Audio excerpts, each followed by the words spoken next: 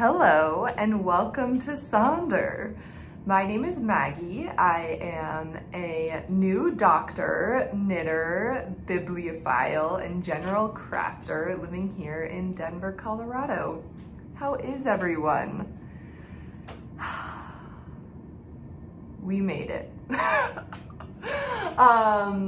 It is sometime in the second or third part of April. Cannot believe it's almost the end of April. That's bonkers. And I am just looking outside to the most beautiful snow.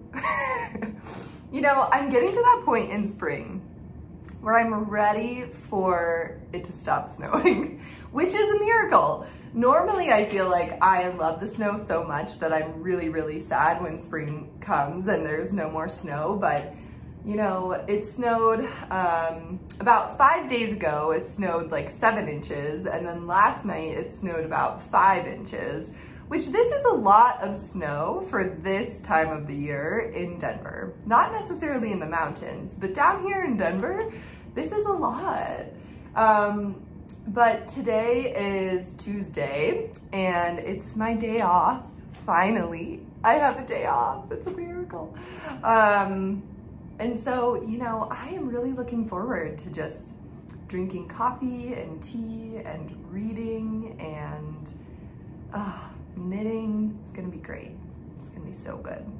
How is everyone? It has been a while since I have been able to film a podcast, and that is because I have been working like a dog. Since I last saw you, I think I maybe have had 1 day off.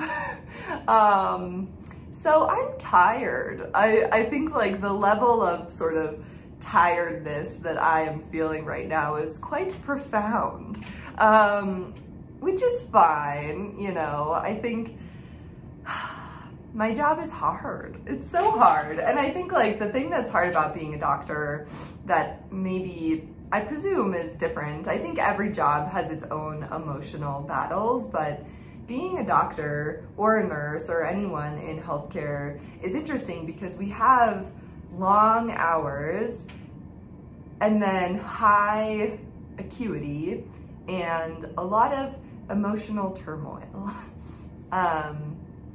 You know, we have the privilege of being there for people at their lowest moments, which also means that we have the privilege of being there at their highest moments when things resolve or they get good news. But it's hard.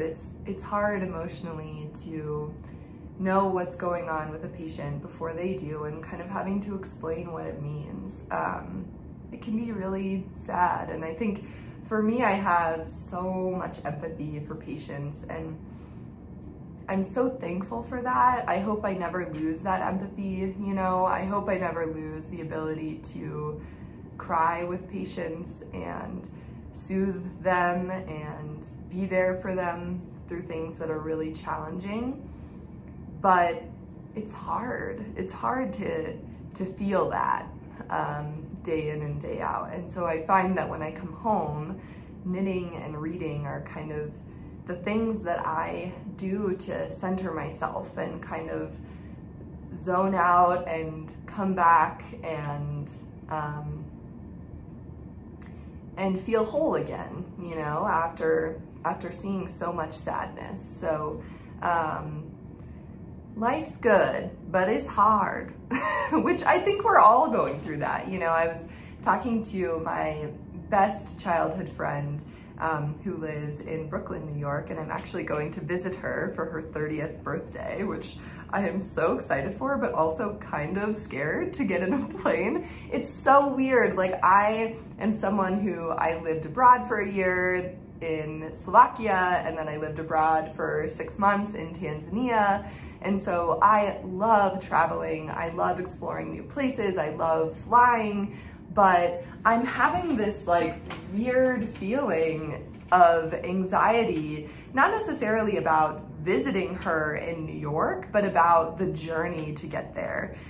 Because I haven't been in a plane in over a year, and I feel like getting to the airport and navigating the travel is the thing that I am feeling a lot of anxiety about, which I think it will be fine, but it's so funny, like all of us have been trapped in our homes, but I feel like that feeling of being trapped has also led us to become very comfortable with our homes and uncomfortable with any kind of change.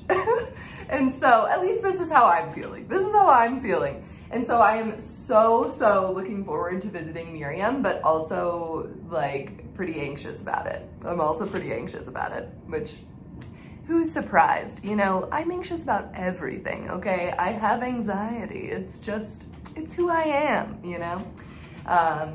In my third decade of life, I have just learned to accept the things I cannot change and try to modify them the best I can, / not have it overcome my life. But yeah, anyway, I'm really excited to visit her in Brooklyn, and I was talking to her last night and just sort of getting ready to go visit her about how, you know, we are all living through a collective trauma. This has been a year and a half of scary times, and big changes that were not good, and big changes that were very good. And living through this has been really rough. It's been really hard. And so I think we all just need to give ourselves a little pat on the back for making it through, and we're still making it through. It's not over. And I think that's the thing that's hard, is that we all have so much fatigue from this, and yet it persists. So we're doing it. Take care of each other, find ways to bring yourself joy, and we'll get through it together. I know it's like not good advice, but I don't have good advice. All right, so with that, let's get into some knitting talk. All right, so I will start off by talking about what I am wearing. I am wearing my Nordiska by Caitlin Hunter, which I have talked about a lot on this podcast. It's a really beautiful color work sweater that I knit mostly out of Fiber for the People. And then I also was wearing, but I think I'm gonna take it off because it is too hot, this shawl that I made, which I think is the Cookbook shawl. It is a shawl by Caitlin Hunter, and it is knit out of all of these really beautiful sheepy rustic yarns that are all just the natural colors of the sheep. And this is the first color work I ever did. And so you can see the beginning. I was like, tension? What? But you know what? That's like at the back of my neck, and I don't think anybody notices but me. And I think this is a testament to like the beauty of when you are getting new into something and you don't know how hard it is, and so you just do it. Because this was color work flat, which to me, I'm like, fuck no, I don't want to do that. I have no desire to do that. In fact, I actually want to knit a couple of the Fiber Tales shawls now, because they're like in the round and you like steek them, which I think is brilliant. But you know, I didn't know that color work flat was hard, and so I just did it, and it turned out great. And so, you know, sometimes you need to just jump in head first and just try it out, and it'll work out, and then you'll have something beautiful. So don't be scared. If you're new to this craft, just go for it. You got it. You got it. All right. It's been so long that I'm like, I don't even know where to begin. So let's just begin at the top of this pile, why don't we? This is the Ranunculus by Knit Midori Cafe. And this, everyone and their mother and their brother and their cousin have knit this. It is a really, really lovely top-down sweater knit at a really loose gauge with really any weight of yarn you want.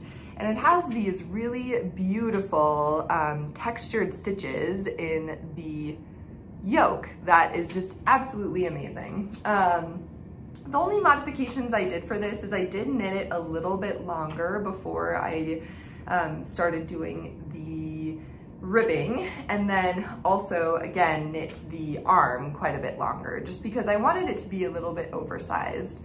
This is actually going to be a gift, and I am planning on knitting myself one out of these two yarns.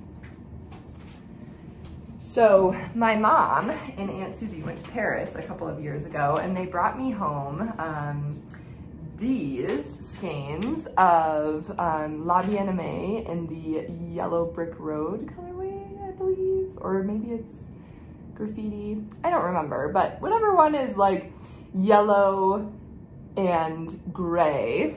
And so I've been trying to figure out what to do with these. I guess I'll keep holding it. And I've decided to make a ranunculus out of it for myself, since this one is gonna be a gift. So I'm gonna be holding it with this yarn, and I'm gonna have the most beautiful yellow ranunculus, which I'm realizing that I must really like yellow, but I must really like yellow, it's fine. So yeah, I'm really, really excited about that. I think that that's something I'll probably bring to New York with me because it will be something fun and easy and quick and enjoyable. So yeah, this is so much fun. Highly recommend. It's really fast. I really enjoy it. So not a whole lot more to say. I am knitting this out of Biches in the Gros Mohair, which is like the larger DK weight mohair silk that they have, and I love it. It is so light and fluffy and so warm, and it's just in the black colorway. It's, you know, black. But I actually kind of like that it blows out a little bit when I put it in closer to the camera, because then it allows you to actually see the textured stitches, which I think will look really beautiful. So this is going to be a gift for a very special human, and I really hope that they like it. So that is one thing. I'm almost finished. I actually think that I'm going to be finishing this today. I was planning on finishing it and then talking about it later tonight or this afternoon, but my husband works from home and he decided to go to the gym this morning. So I literally just woke up, put on some earrings, got out of my jammies, which, I mean, come on, I'm like still in my jammies. What do you want from me? And just started talking to you. So, you know. So yeah, this is really great. I love this. I think everybody loves it. It's really fantastic. The directions are great. It's one size fits all. So I actually think that if you are getting into this craft, it's a great sweater. It's a little bit of a challenge just because of the stitches. Like, they're new stitches. They're really interesting stitches. But because it is one size, I think that you can buy an extended size. But in general, the original pattern was a one size pattern, which I actually think is helpful for you if you are worried about trying to find a pattern that fits you or knowing which size to choose. I think, you know, that is a great one because you kind of can't go wrong. Like, if it's really big or a little bit smaller than you expected, then it doesn't matter because it's supposed to be kind of an oversized, beautiful, kind of billowy sweater. So highly recommend. It's kind of a bummer that it doesn't have the extended sizes, but a lot of sweaters don't, and that's an issue that I think people are realizing that they need to adjust. I have seen a lot of different designers who are starting to put out these extended patterns, extended pattern sizes, and for me it's just like, why would you not make a pattern that fits the widest range of people possible so that every beautiful body in the world can make your beautiful sweater. I just don't understand. I mean, I know I'm not a designer, so I imagine that it's hard, but it can't be that hard. Like, come on. Anyway, can you tell that I've been out of, like, I haven't been doing this that much, and I feel like I'm just kind of, anyway, disorganized, but we're gonna get back into it. We're gonna do this more frequently. It's gonna be great. The next sweater I have to talk about is the Wetherell by Kiyomi Burgin. And this is a really beautiful bottom-up colorwork sweater that is knit out of Plotulopi by Istex, which is the sort of really beautiful unspun yarn.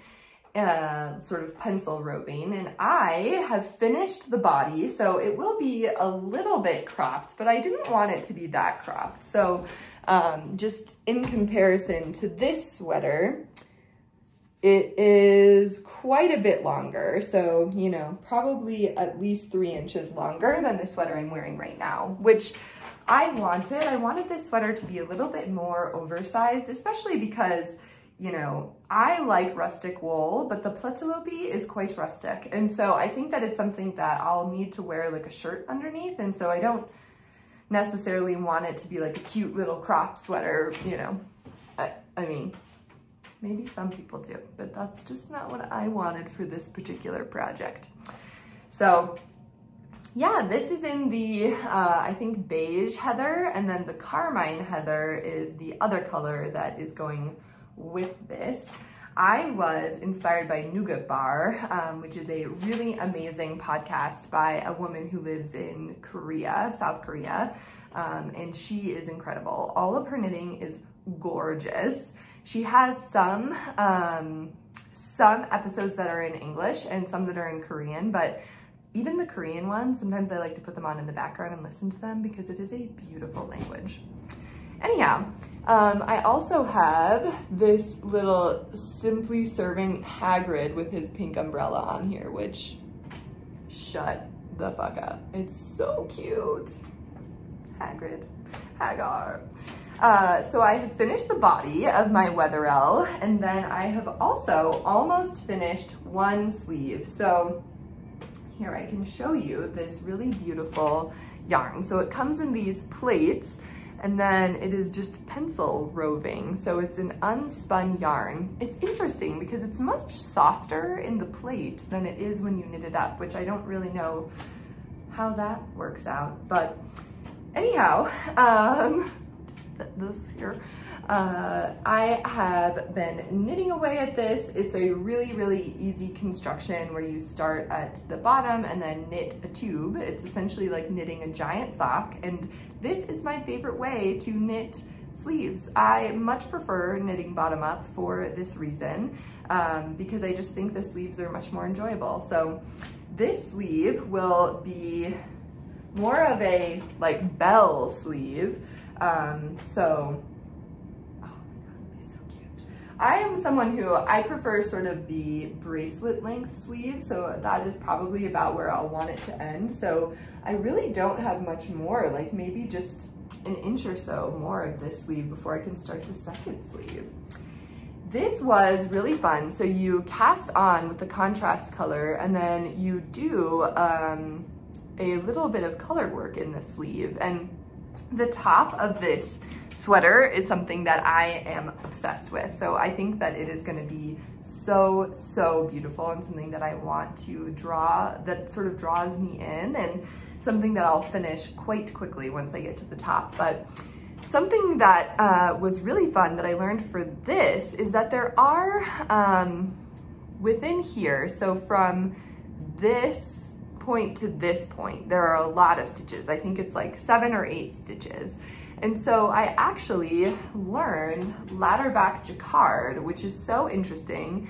It's a little bit hard to show, and I think that it's something that I will be showing off more in the yoke. But ladder back jacquard is essentially where you add in stitches to catch long floats in the contrast color rather than having to catch them through the project. So a lot of times when you have really long floats, you do have to catch the yarn every so often.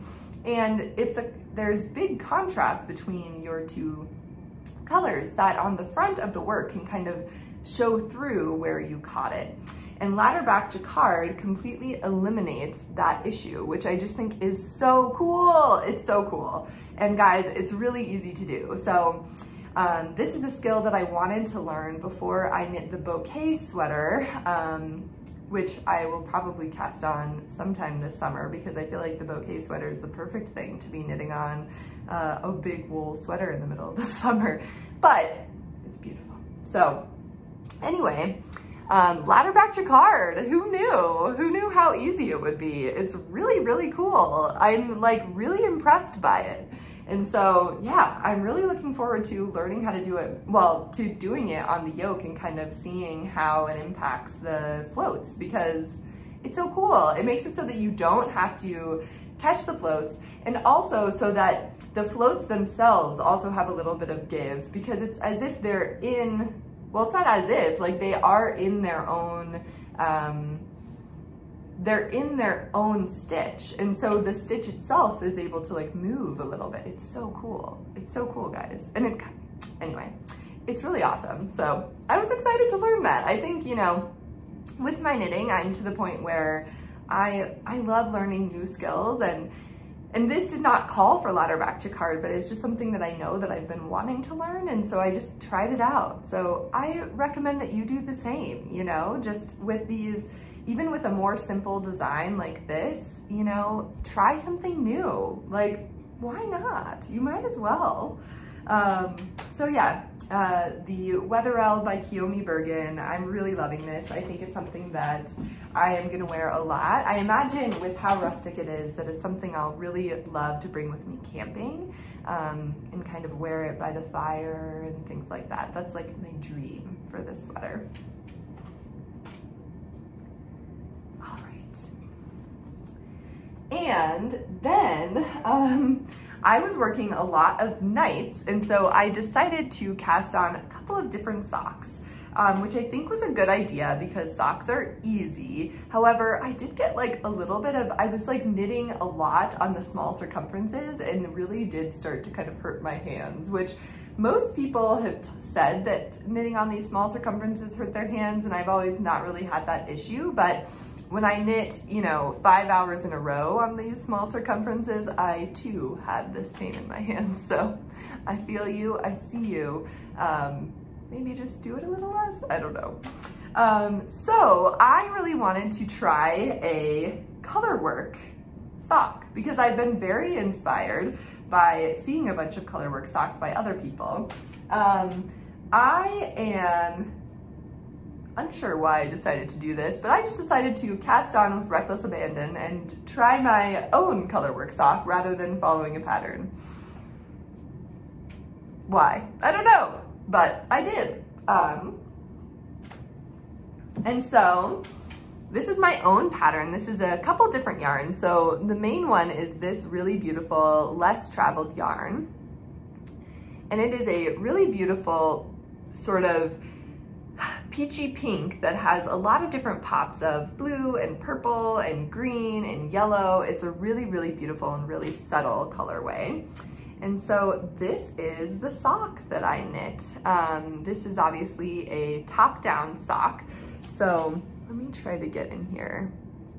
I will try to insert a little bit more because it's a little bit hard to see, but essentially what I did is just some flea stitches, and then I went into this colorwork motif and then back into some of the flea stitches, which the flea stitches are pretty subtle because it is this green color along with the pink, and so it doesn't stand out super strongly, which I think would be beautiful if you wanted to, but yeah.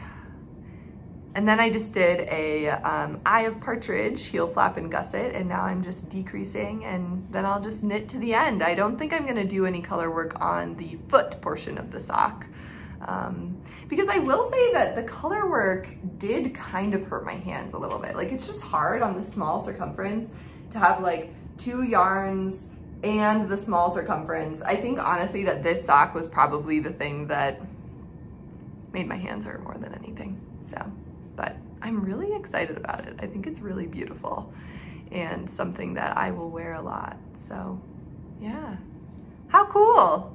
Colorwork socks, how fun. It's so cute.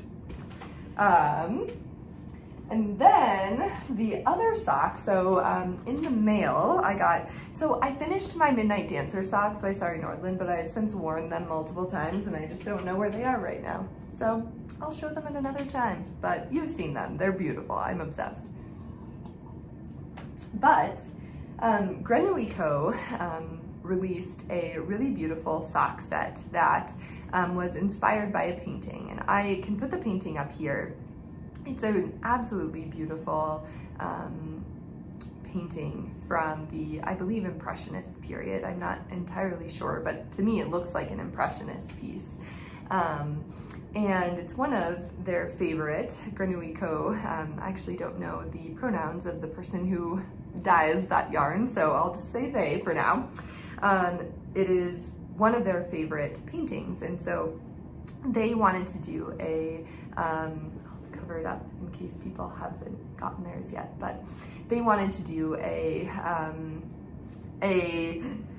secret sock set based off of that painting. And you know, I talk a lot about crafting and a lot about medicine on this podcast, but art is something that I am extremely, extremely passionate about. I come from a family of artists. I have, you know, painters and luthiers and tattoo artists and musicians and performing artists and ballerinas, and the arts in my family is something that is really, really important and something that I want to make sure that, you know, if I have kids, that they are equally as in love with the arts. I think it's incredibly, incredibly important. And, you know, even in medicine, I feel like art has a really huge impact on how we see the world and how we see our patients, and the ability to interpret art and look at art and see the beauty in art allows us to see the beauty in the rest of the world. And I also think that having creativity and nurturing your creativity in the STEM fields helps you problem solve and see things in different ways and interpret data in a more creative and interesting way. So anyway, love the arts. And as soon as I saw this art sock set, I was like, yes, please sign me up. And so these were the yarns that came with that sock set, and they are all gorgeous. Like, it's perfect. So, so beautiful. And as soon as I got this in the mail, I immediately cast it on. And so this is my sock so far. This is just a self-drafted pattern. I was inspired by Fiber for the People. Taylor is doing a lot of sort of stripy yarns or stripy socks, and I was inspired by that. I did my own stripe motif, but yeah, I just did like 4, 1, 3, and then knit a long time in the blue, and then did this really beautiful 1 straight into the green and 1. So yeah, and then this one I'm just doing a slip stitch heel flap and go from there. But yeah, I'm really enjoying knitting socks right now. Shani just got back from the gym. I'm really enjoying knitting socks right now. I think that it is nice when you're knitting a lot of sweaters to have a couple of smaller projects on the go that you can bring with you to work. And also just feel progress, you know, like you're just going around and around and you just get to experience that things are actually moving, where sometimes when you're just knitting swaths of stockinette in gray, you can start to get a little lost in it. And then the last thing that I want to talk about, that is a knitting object that I'm working on. I have some things that I kind of want to talk about, a maybe knit along that we can all do, but mostly that's just because I want to knit some of these things, is my Spring Intentions wrap. So this is the Spring Intentions wrap, which is a pattern by Katt Weaver of the Heather and Hops podcast. And I am obsessed with this. I want to say thank you to Katt because this project brought me so much peace and calm during night shifts at the hospital. It's really beautiful because it is a very simple project. It's something that you kind of can look at the stitch pattern and just kind of go for it and not have to have this really complicated reading. And it's allowed me to play with colors of really beautiful rustic yarns.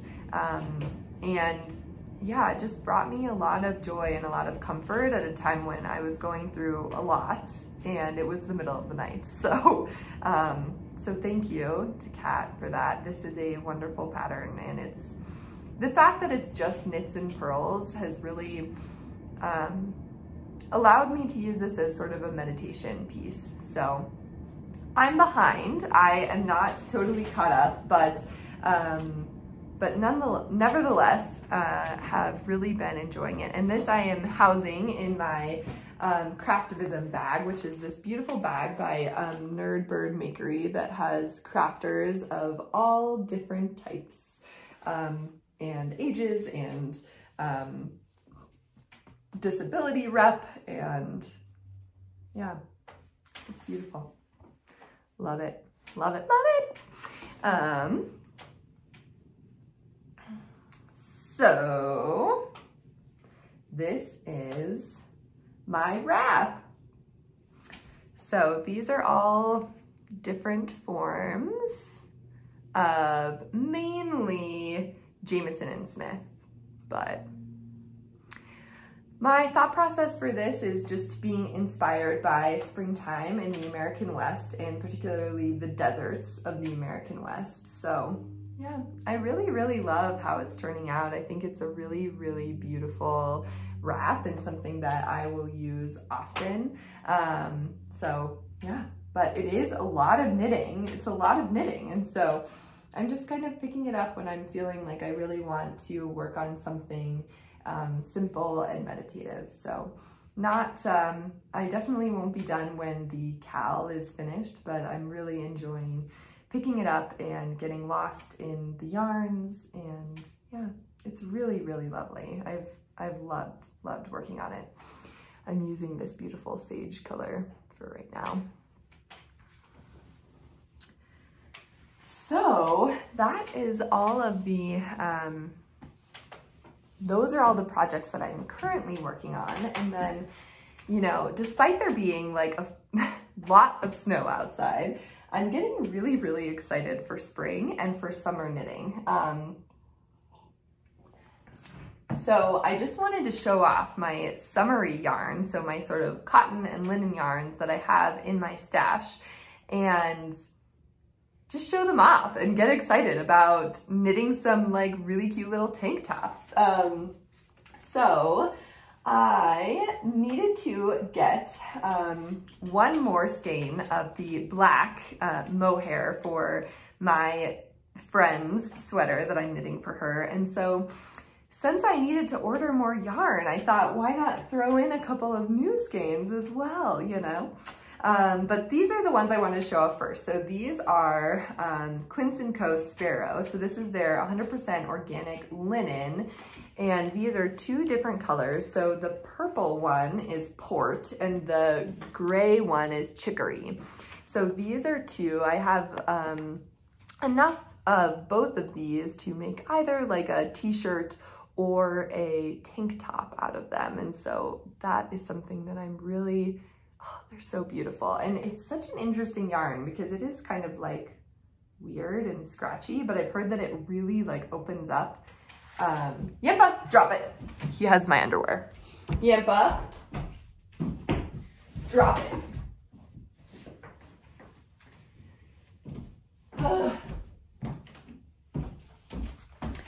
For anyone else who has a male dog, do they just like eat your underwear constantly? Like, Yempa is such a horn dog. Anyway, I've had to buy so much underwear since I got a male dog because he just finds it and eats the crotch out of it.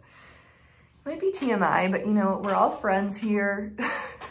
So anyway, I'm really excited about this. I think I showed off already the really beautiful Knitting for Olive sort of like leafy motif tank top. I want to make one of those. And then I also want to make Jessie May designs. She made the sort of like dropped stitch one, which I also really want to make. So I bought 2 skeins of each of these. This is Juniper Moon Farms Zoe in the soft cotton. It's a soft cotton and linen blend. So it's 60% cotton and 40% linen. I'm obsessed, you guys. It's so beautiful. It's kind of hard to show off, but it almost looks like tweedy because it has those 2 different contents. And I also really want to make this into one of those dropped stitch Jessie May designs. So I'm really looking forward to getting the ball rolling on some summer knits. So I think we should do it. Also because they're so much faster because it's just a tank top. Like, come on, you know, it's not a ton. So anyway, with that is all of the knitting and crafting content I have. So I'm gonna move on to what I've been reading, which is a lot. Okay, I'm sorry, I had to re-up my coffee. I've just been talking forever and my coffee got cold, so, you know, had to top her off. I have too many books to talk about. I have been gone for almost a month. Like, I took almost a month off. And so I've read too much in that time, I feel like, to go really in depth into each book that I've read. And so I think what I have decided to do is focus more on the books that were magnificent and that I think you should definitely read, and then kind of mention the other books that I read. So with that, let's start off by Felix Ever After by Kacen Callender. This book is so good, like so good. This book follows Felix, who is a beautifully flawed trans person who is living in New York City and navigating the world that they are in. And it's so beautiful because I feel like when you read books about trans characters, oftentimes it is about the like horrible things that they go through. And Felix definitely does experience a lot of transphobia, a lot of ugly things in his life, but he also experiences beauty and joy and friendship and love. And I loved getting to see that, you know, getting to see a teenager who is flawed, who is doing stupid shit, but who has like a parent who loves him and friends who love him and help him navigate this bullshit that he has to deal with, you know? It's beautiful. I think, you know, diversity matters, representation matters, and showing joy is important. It's important to have a book like this that can show trans teenagers that they can have all of the things that everyone else has. And I think, you know, your teenage years are really hard. It's a pretty fucked up time in your life. And you will have people call you names. You will have people do horrible things to you or hurtful things to you. But you will also hopefully have friends who get you through that and a supportive family. And I just loved being able to see this. I loved reading this. It's so fun. It's so like silly. There were times where I laughed out loud. I also think that there's something about reading YA that really allows you to feel safe, because like, at least with YA books like this, you know they're gonna be happy, you know? Like, they're not just gonna crush the soul of children, because even though teenagers are almost adults, like they are not quite adults, and like I like to think that they still think that the world can be okay. And so YA has this beautiful thing where like, you know that it's probably gonna end up okay, and that's nice. Sometimes like I don't want my soul to be crushed. I just want something happy. And if you want something happy about a flawed but wonderful character, read Felix Ever After. I realized that I haven't even told you what it's about. It follows Felix in his life and kind of the bullying and then love triangle that he gets himself into. And I don't really want to say much more than that because it's just beautiful. You should just read it. Read this book. I definitely gave it 5 out of 5. Like, this is something that not only is it literally the most beautiful cover of any book ever, but it's just wonderful. It's got art, it's got culture, it's funny, it's got love. It's so good. Please read this book. It's amazing. I just wanted to read a small part of this, which I think is really interesting. So I have talked about my, my grandfather, who was gay in a time where it was really not okay to be gay. And Felix goes to a support group of other trans folks, and this is not giving anything away necessarily, but this is just one older trans man who's kind of talking to Felix and giving him a little bit of perspective. And I think that it's just really beautiful and also really important. So I wanted to read this little excerpt from Felix Ever After. These younger generations, Tom echoes, I envy them. There's so much more space to explore who they are now, to explore and celebrate themselves. I could never have imagined seeing a transgender man on TV or in the movies when I was younger. And now, he looks at me. I look at you and wish I could be a teenager again. I know that things aren't perfect, he says, nodding, and there are still hardships, but don't forget to enjoy these years. Live. Live them for the people who didn't get to enjoy being a teenager, for the people who never lived past being a teenager. I literally have goosebumps. It's just, you know, it saddens me, the fucked up things that people have to deal with just because they're a little different. And I have so much joy that things have changed and that things are getting better, but books like this are important. It's important to help support kids who are going through this and to see that there can be joy and happiness and love, not just sort of in spite of, but because of their differences and how beautiful it is that they're different. So anyway, and I just like, can we just look here and see that this person has scars? It's so good. Diversity matters. So anyway, if you are at all interested in reading this book, please read it because holy shit, it's so good. Okay, I feel like I've talked enough about Felix Ever After. So the next couple of books I read were fine.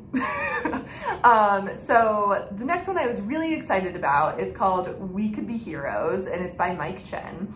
And it is a sci-fi about people who have special abilities. And I thought it was good. I gave it a good solid like 3 out of 5. It wasn't like mind-bogglingly amazing, but it was a really fun, really fast-paced book that really centers on the friendship between 2 unlikely friends who started out as foes. So I recommend it. It's got some like cool vigilante vibes and heroes and villains, and it's fun. It's really fun. It just, I don't know, it like wasn't anything super special. So if you're looking for a fun escape that is a sci-fi, I recommend it, but it's not like the best sci-fi I've ever read. So there you go. The next book I read is Head Over Heels by Hannah Orenstein. And this was a this was a romance about two coaches who are coaching gymnastics. And I think that if you did gymnastics when you were growing up, or if you really love gymnastics, like I'm talking love gymnastics, watch all the gymnastics all the time, then you're gonna love this book. But if you don't love gymnastics that much, or if you just like don't know anything about gymnastics, I don't really think it's worth reading. I mean, it was fine, but you know, I read it by listening to it, and I think, you know, I know that I'm not loving a book when I just start listening to it faster and faster and faster to just like get through it.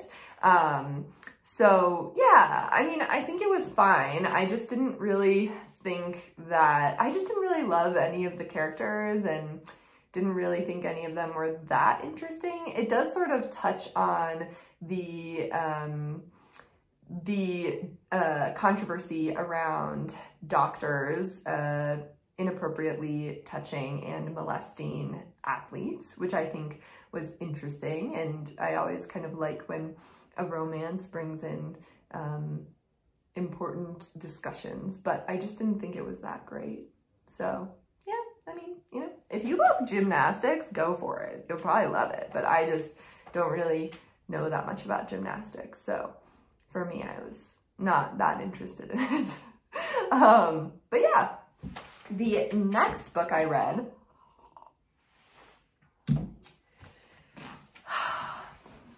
wow. I mean, this is East of Eden by John Steinbeck. I have no words. I mean, so look at this book. Like, it's falling apart. It's falling apart. But the reason why it's falling apart is because this is my favorite book of all time, and I have read it many times, and this was just a reread of this amazing novel. So East of Eden follows Adam Trask and his children and their journey when they moved to the Salinas Valley of California. And it's really a story about good and evil and the intertwine between those two things, and kind of the fact that we all have good and we all have evil within us. And it's about us deciding who we want to be and not caring about what we think we are. So, wow, it's so good. I would say trigger warning for racial slurs. There are 2 different racial slurs about 2 different populations that are in this book. And that is hard to read, but this book takes place at a time when that was more common, which I'm not saying that that is good, or an excuse, but it does set the stage for kind of the time that this was written and the time that this takes place in. I will say that one of the main characters in this book, Lee, is a Chinese man who really spends his whole life living and loving this family, and the beautiful relationship between the children and neighbors and Adam with Lee is probably, Lee is my favorite character in this entire book. He is a philosopher and a lover and a caregiver, and he's essentially like the mother figure to these boys. I just love him so much. So yeah, I mean, it's interesting, like when I go through this book, I have underlined so many different things because I think this book can really come to you, can come at you, you know? So much of it is just about life and about sort of the philosophy of what it means to be a good person and what it means to live and deal with both the good and the bad that's inside you. And it's so, so beautifully written, and yeah, it's just amazing. again, I thought that it would be interesting to read one part of this book that I think really hits home for me. And it's in the middle, but it's not going to give anything away. And also really, like, this is not a plot-driven novel. This is a character-driven novel. It is just a novel about these people living in the Salinas Valley and trying to figure out who they are and what they care about. And it's so beautiful. Like, if you haven't read this book, I know it's a hard one to get through because it's like 600 pages, but it is so beautiful, and I think will touch you and make you think about your life and about the good and evil inside you and the world around you in this really profound and really beautiful way. So I'll just read you a little bit of an excerpt. This is actually, so every once in a while, John Steinbeck will just kind of like stop and pull you out of the story and just kind of talk about philosophy for a little while. And so that's why I feel safe reading you this part, because this is that part. One of those sections where he's kind of taken a step back. And he's really talking about the death of three men and how good and evil is kind of in all of them. And yeah, and what it means to have good and evil inside all of us. So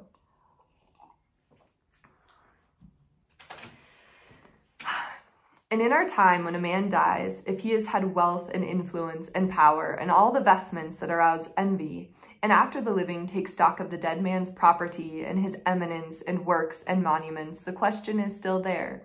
Was his life good or was it evil? Which is another way of putting Croesus's question. Envies are gone, and the measuring stick is, was he loved or was he hated? Is his death felt as a loss, or does a kind of joy come of it? I remember clearly the deaths of three men.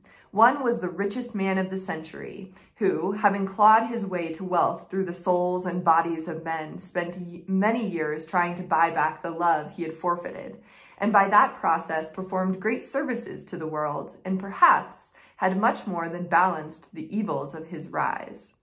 I was on a ship when he died. The news was posted on a bulletin board, and nearly everyone received the news with pleasure. Several said, "Thank God that son of a bitch is dead."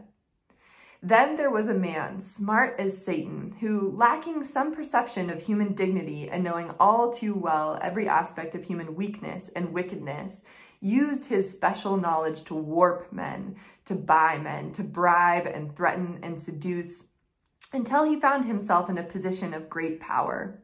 He clothed his motives in the names of virtue, and I have wondered whether he ever knew that no gift will ever buy back a man's love when you have removed his self-love. A bribed man can only hate his briber. When the man died, the nation rang with praise, and just beneath with gladness that he was dead.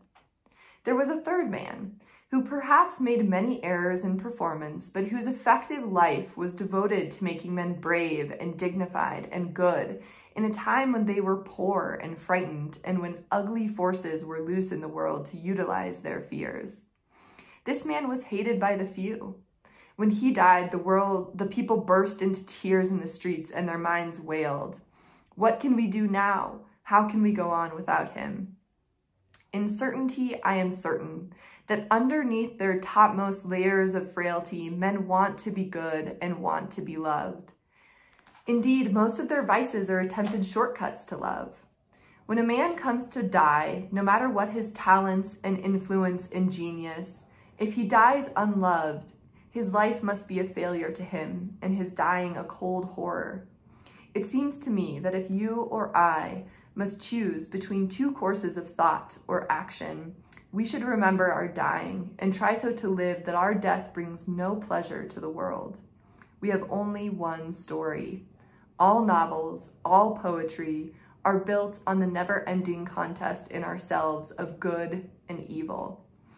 And it occurs to me that evil must constantly respawn, while virtue is immortal. Vice has always new, fresh, young face, while virtue is venerable, as nothing else in the world is.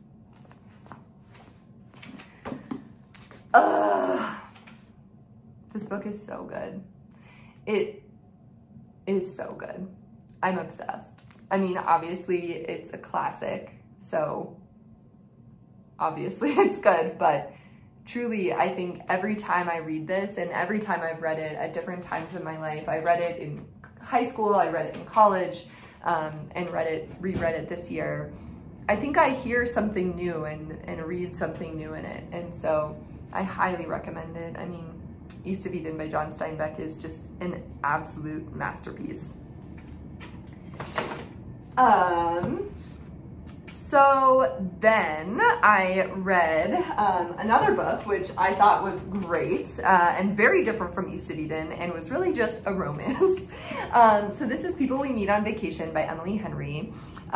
This is the author of Beach Read, which I also thought was great. This was a wonderful friends to lovers romance that follows two friends who kind of, it's really like a retelling of When Harry Met Sally, which, like, if you love When Harry Met Sally, you're gonna love this book.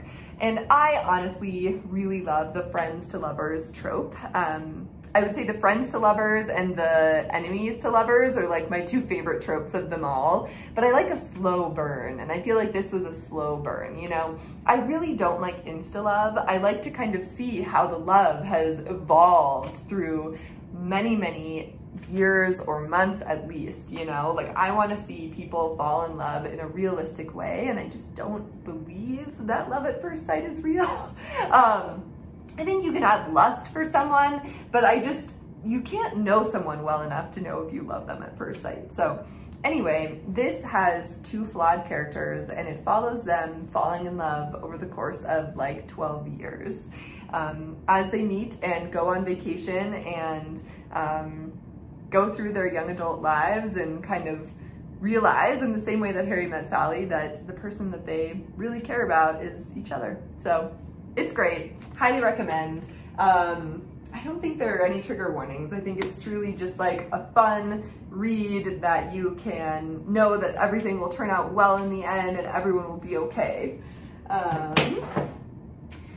So the next book I read was another romance. So here's the thing.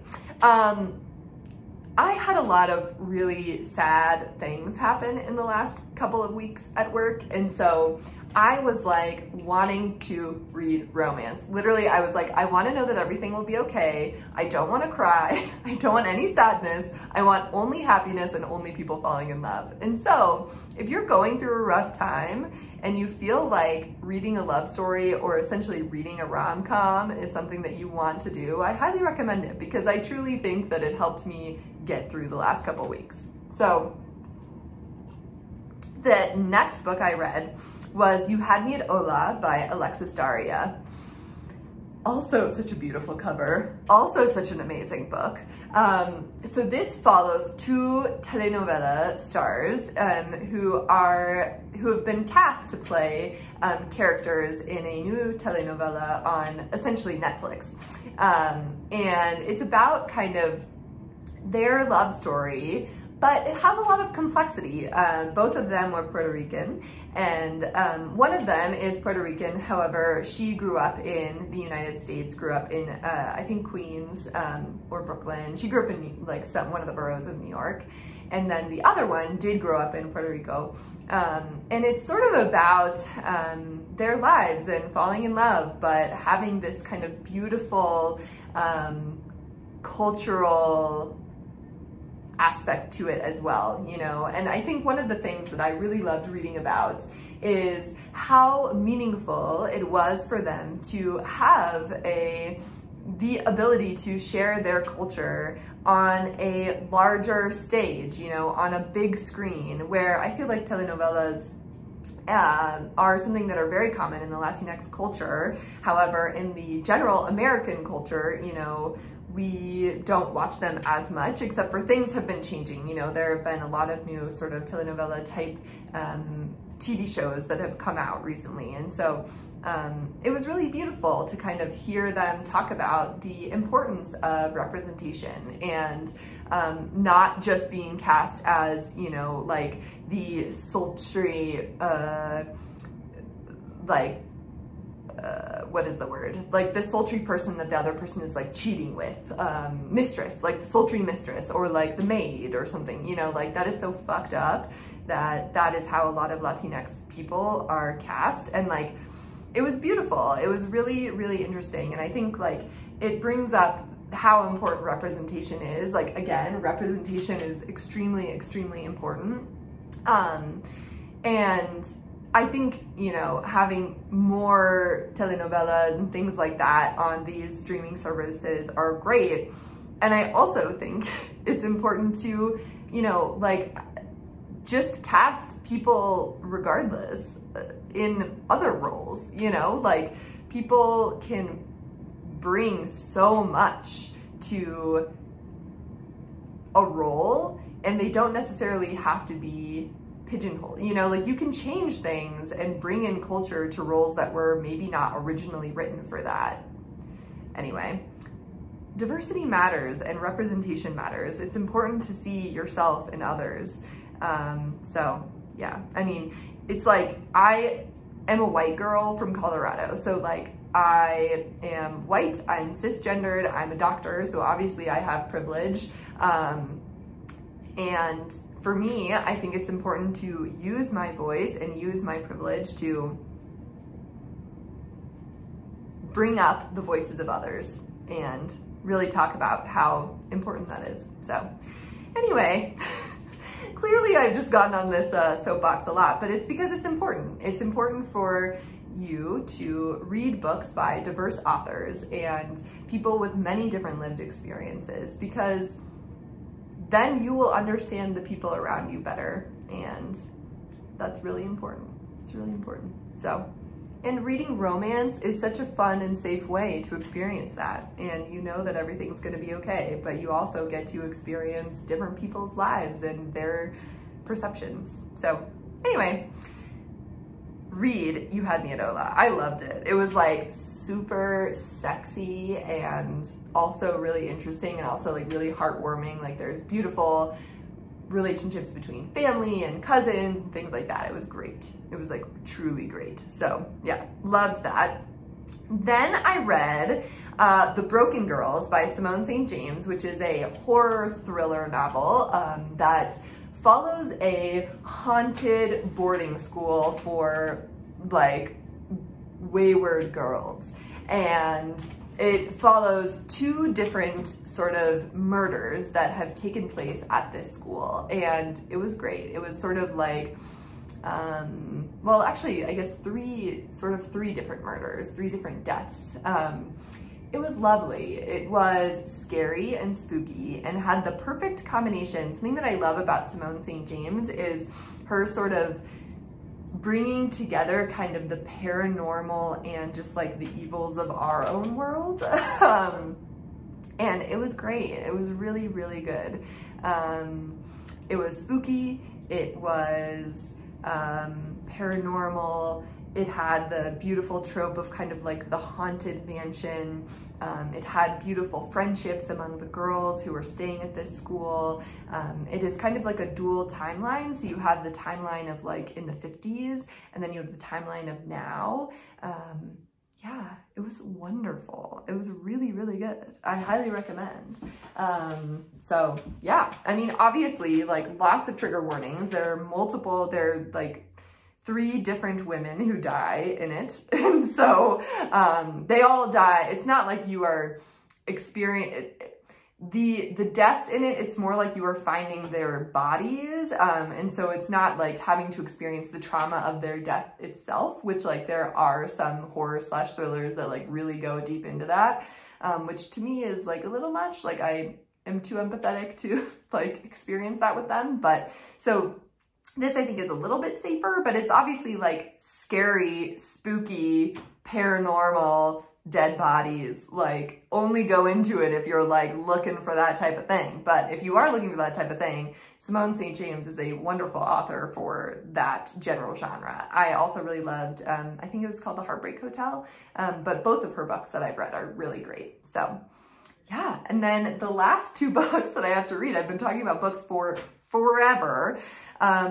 So right now I am listening to You Should See Me in a Crown by Leah Johnson, which I'm loving it. I'm absolutely loving it. I'm almost done. I'm going to finish it today. It is a YA novel about a teenager who is trying to win prom queen. And she is trying to win prom queen because at her school, when you win prom, you win a really large scholarship, and she wants to go to a prestigious music academy that also will allow her to, it's a college, so she'll be pre-med and study music, and it's great. It's so, so good. And I think, again, like I have talked about many times, diversity matters and representation matters, and that is discussed a lot in this book, but in a really, I love these sort of YA books because they talk about these really important societal issues that need to change while also having this sort of background of sort of fun high school silliness, you know? So I love that. I love the main character. She is a strong, confident woman, or soon-to-be woman, but she's got a lot going on, you know? She is Black, she is bisexual in Indiana, which seems hard. I have never been to Indiana before, but, you know, the confluence of having two different things that make you, that the society sees as different are even harder than having just to deal with one of those things. So something else that I really love as sort of a medical professional is that they talk quite a bit about sickle cell disease in this novel. And I think for those people who don't know anything about sickle cell, it's something that we see a lot more in people of color. So generally people who are of African descent or Latinx. And generally, it's actually like really interesting. And part of that, the reason why we see that is that this particular genetic change, actually, if you have just the trait, so it's, I won't go into all of the science, but essentially, this genetic change actually helps you fight malaria better. And so we see it mostly from people who have descended from people who lived in places where malaria is much more common. So Central South America and the continent of Africa is generally where we see malaria, as well as honestly like East Asia and things like that. So anywhere that there is malaria, we see more rates of anywhere that there are descendants from places where there was malaria, we see more of the sickle cell anemia and sickle cell trait. And it can cause really, really profound impacts on people's lives. And it's a chronic blood disease. And it was really beautiful to read about and kind of have this, the author must have some connection to sickle cell because it was the way that it has been written so far is, I think, really true to the experiences that I've seen with my patients. So, oh my God, it's beautiful. I love it. I'm loving it. I'm loving it. It's fun. It's safe, you know, but there are things like colorism and texturism and things like that that are touched on that are just beautiful. Like you know, it touches on it in a way that I feel like is not triggering and very educational. So yeah, You Should See Me in a Crown by by Leah Johnson is fantastic, and I'm really looking forward to finishing it. And then the last thing that I will talk about is I have just started The Name of the Wind by Patrick Rothfuss.